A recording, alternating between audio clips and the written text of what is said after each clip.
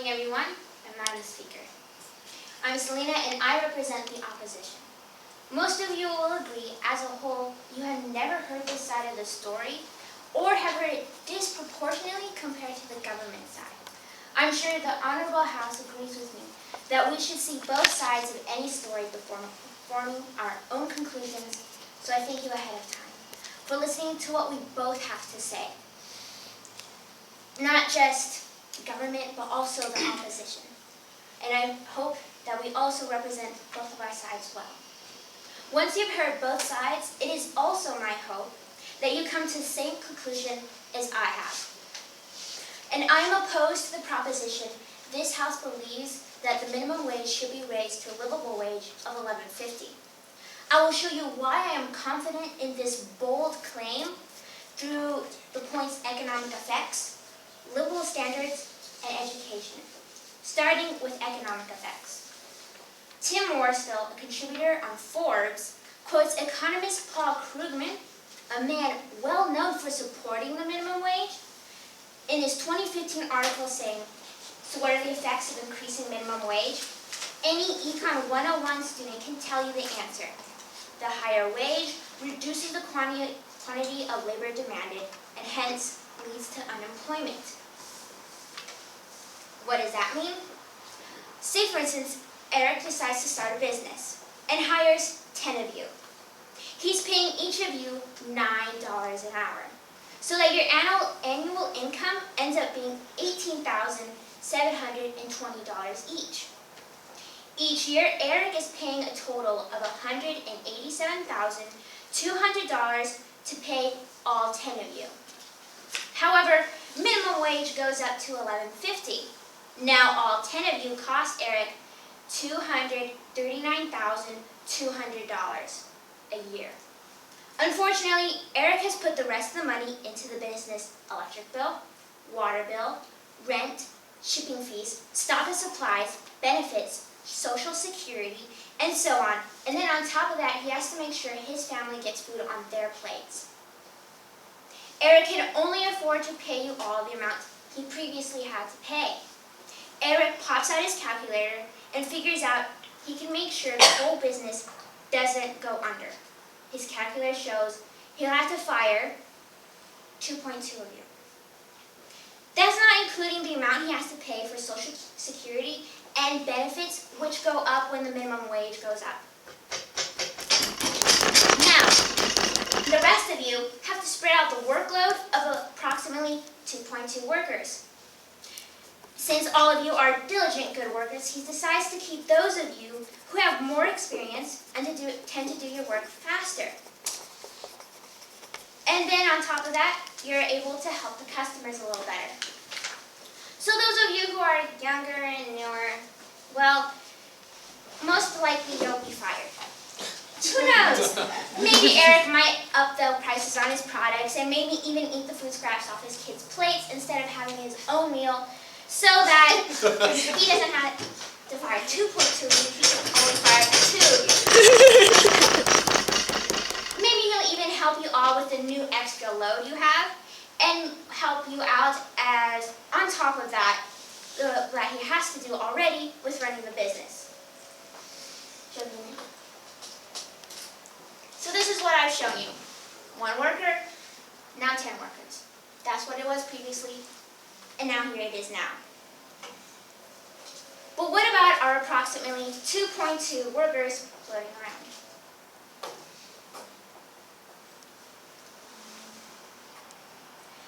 Well, they've probably applied for unemployment benefits and are busy looking for jobs. Well, they've probably applied now. However, other business owners like Eric have also fired 22% of their workers.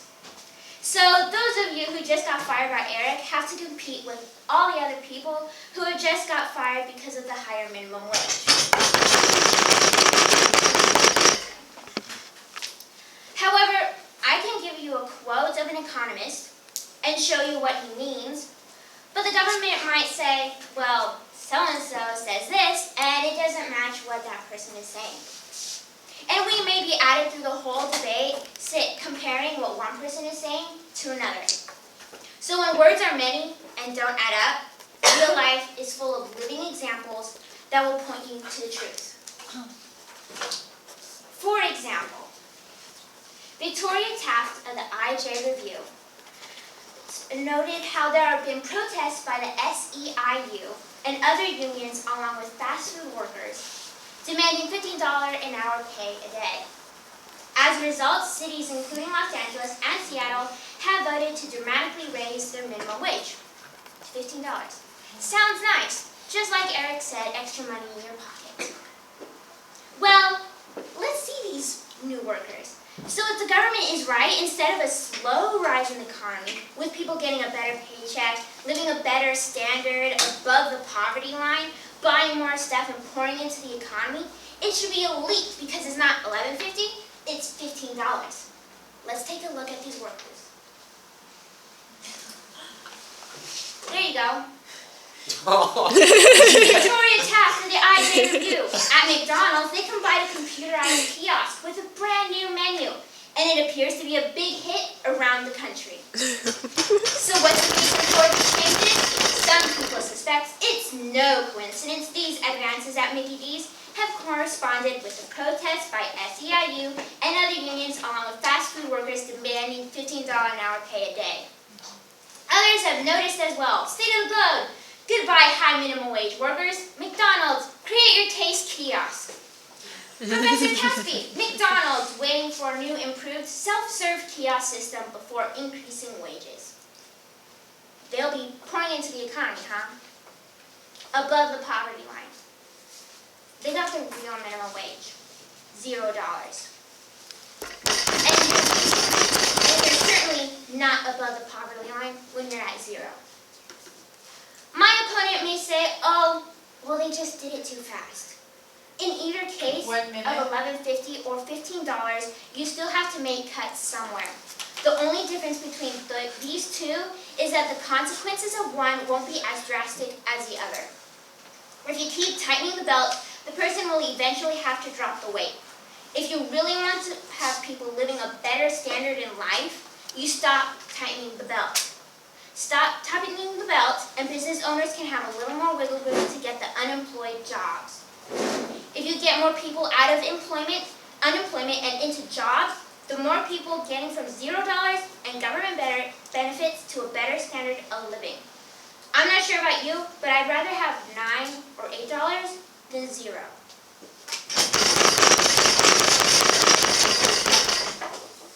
Now, this is interesting. I'm going to have to stop you there. All right, thanks. So we've heard from both sides. We'll hear from them. And new points of information. So you were saying that we should raise it, but it says here, this year, Dr. Celina First of the Heritage Foundation stated wages have grown over the past few years at rates similar to historical trends. Even when including the Great Recession, the average annual growth rate has been positive. So they're already growing by themselves.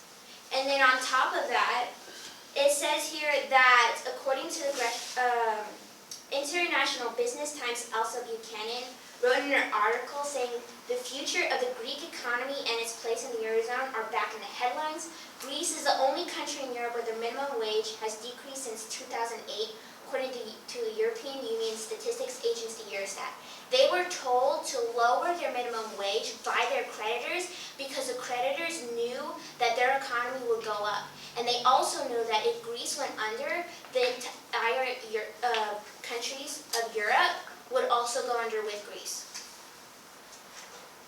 I did not know that about Greece, but with when you mentioned that it's slowly been rising, true, it has slowly been rising, but with that slowly rising, so has everything else, but at faster rates than just the minimum wage. So you're still getting that, yes, you're getting the extra 25 cents, extra 50 cents, but everything else is going up, and people can't afford to stay in where certain apartments where they're at, or go out and get certain things. Milk goes up all the time. Like, just little necessities go up. Eggs are now like $4 for a dozen, so that's going up, but you're still getting the same amount, and it's slowly going up, and it's not equal to the amount of stuff going up. I'm gonna have to stop it there due to time. Okay, thank you. So our final constructive from Celina will take place now. You have 8 minutes. Hopefully we'll get some good analysis and more traction.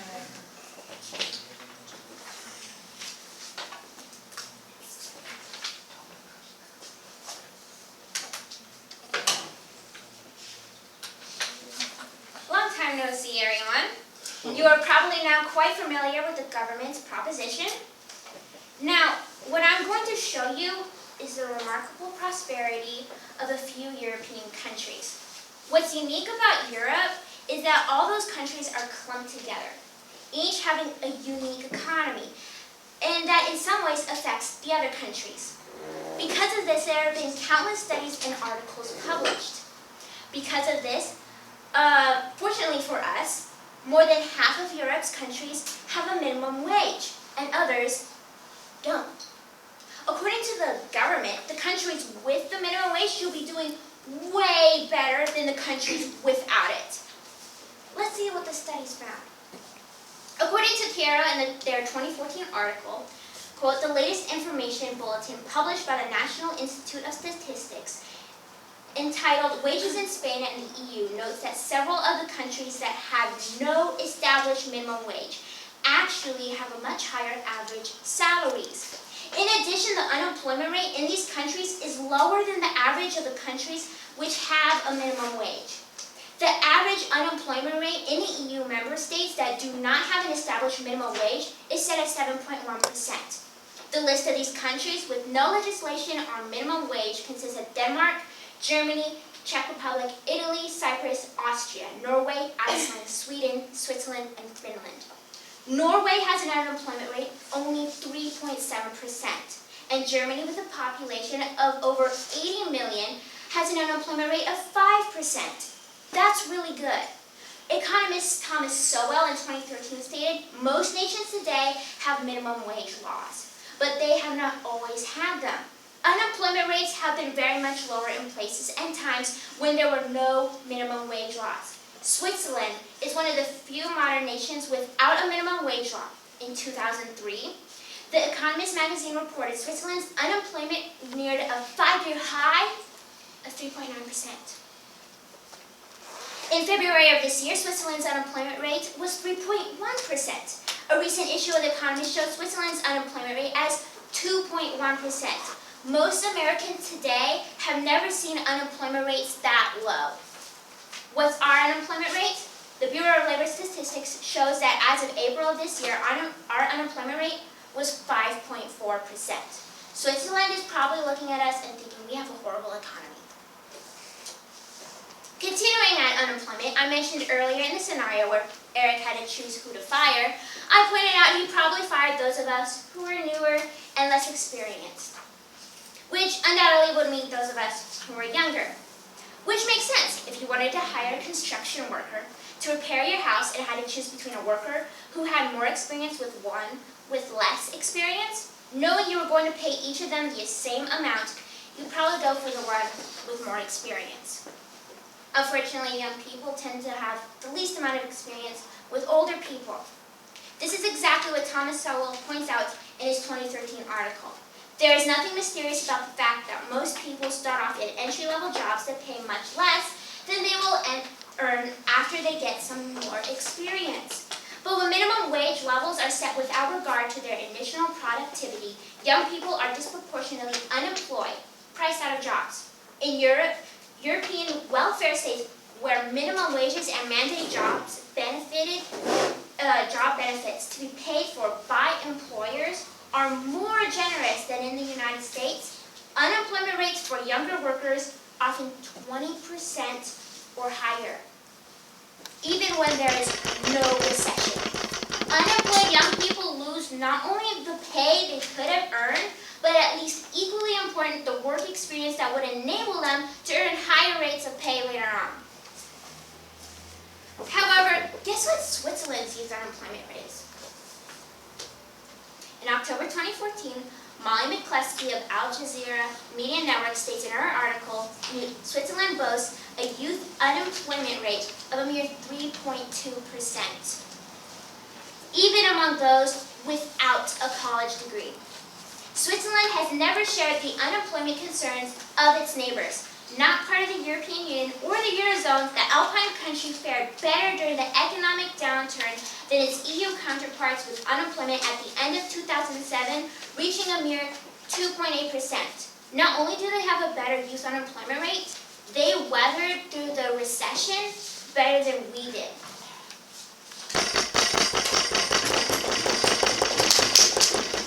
Now, what's our youth unemployment rate? Our youth unemployment rate is 11.6% in April. Compared to 3.2, that's almost 4 times higher than Switzerland's. The government might say, we should raise our minimum wage to make it fair for those who get out of college and are stuck at minimum wage. They went through college and deserve better pay. Yes, I agree, they do deserve better. But what's the point about worrying the pay of your job when you can't find one? By the time you land a job, youth in Switzerland have already gotten the experience they need to level up to a higher paying job. Enough about unemployment anyways. What is the livable standard in these countries that don't have any minimum wage? Hero goes on to say, the average annual gross salaries in these countries are much higher than in those states with an established minimum wage. The average salary in Denmark exceeds $67,200, while in Switzerland it is even higher and exceeds $78,400. Finland, with an average annual salary of $49,110, and Germany with $48,500, are 2 other good examples of the higher wages in these countries. What's ours? According to the National Average Wage Index, the National Average Wage Index for 2013 is $44,888.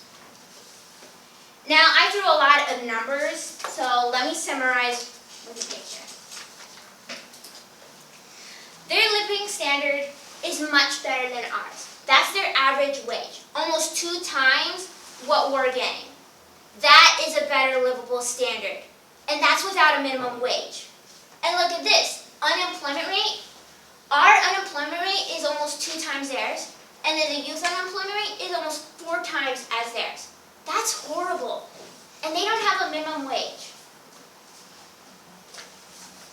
And also, as I mentioned... Alright, so now, last year, Washington Policy Center's Aaron Shannon states, voters in Switzerland just rejected imposing a minimum wage law by heck no margins. 76% to 24%. They didn't want a minimum wage because they saw us and thought we were a joke.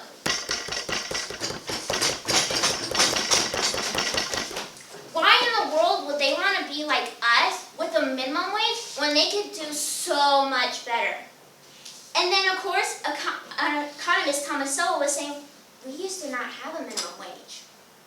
There was a time when there was no federal minimum wage law in the United States. The last time was during the Coolidge administration when the annual unemployment rate got as low as 1.8%. That's better than what Switzerland has right now. I'm going to have to stop you there. You are backed up though for your closing argument, so if you need... The government pointed out that, quote, raising the minimum wage will help workers reeling from recession. They'll be able to spend it and circulate it. They also said that losing jobs wasn't true.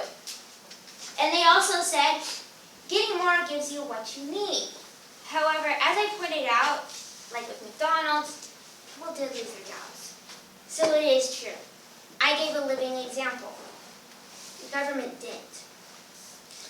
And then on top of that, getting more gives you what you need. Switzerland, they have more and they don't have a minimum wage to do it. So yeah, they are circulating into the economy. Yeah, they went through the recession and they did better than us. They don't have a minimum wage. So raising the minimum wage will be the opposite of what Switzerland is doing. Why do we want to go down that route? We already have a higher unemployment rate. We don't have a better living standard. As better. It's getting worse, according to Switzerland. Now, as I pointed out earlier on during Points of Information, I pointed out this year Dr. Celina of the Heritage Foundation stated, wages have grown over the past few years at rates similar to historical trends, even when including the Great Recession. The average annual growth rate has been positive. It's already growing by itself. And then on top of that, Switzerland is proving that we can do even better. We don't even need to increase it. That's why you should vote for me. Not so that you can miss out on a bigger paycheck. You are going to get that already. But it's so that you miss out on being unemployed. Thank you.